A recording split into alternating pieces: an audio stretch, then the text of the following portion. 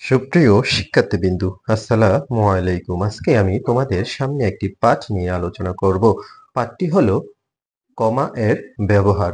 আমরা কিভাবে কমা ব্যবহার করব অথবা কখন কমা ব্যবহার করব অথবা কমা কাকে বলে সেগুলো জানার পূর্বে আমাদের কমা কেন ব্যবহার করি সেটা সম্পর্কে জানব। দেখো, এক বড় সংখ্যা গণনায় আমরা প্রায় সমস্যায় সম্মুখীন হই। এই সমস্যাগুলোর জন্য কমা ব্যবহার করি। ২ আবার বড় সংখ্যাগুলোকে সঠিক ও সহজ উপায়ে পড়ার জন্য কমা ব্যবহার করি।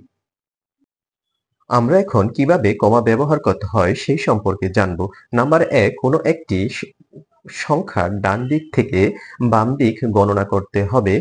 ২ ডান দিক থেকে প্রথম ৩টি অঙ্ক, তারপর ২টি অঙ্ক এবং শেষে আবার ২টি অঙ্ক গণনা করে কমা ব্যবহার করতে হবে। নাম্বার ৩, প্রত্যেকটি কমা সংখ্যার স্থান বোঝাতে সাহায্য করে। নাম্বার ৪, হাজার লক্ষ কোটি স্থানে কমা দিতে হয়।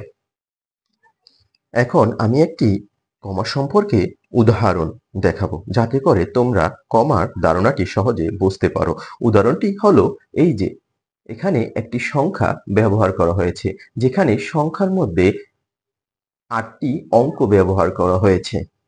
আমরা প্রথমেই বলেছি কমা ব্যবহার করতে হলে আমাকে প্রথমে ৩ অঙ্ক নিতে হবে। এই দেখো, ১, ২, ৩ অঙ্ক নেওয়ার পর তারপরে কমা ব্যবহার করব। তারপর ২ অঙ্ক নিতে হবে। ২ অঙ্ক নেওয়ার পর কমা ব্যবহার করব। ১, ২ অঙ্ক নিয়েছি, তারপর কমা ব্যবহার করেছি। তারপর আবার ২ অঙ্ক নিতে হবে। আমরা ২ অঙ্ক নিয়েছি, এই ১, ২ অঙ্কের পর আমরা কমা ব্যবহার করেছি।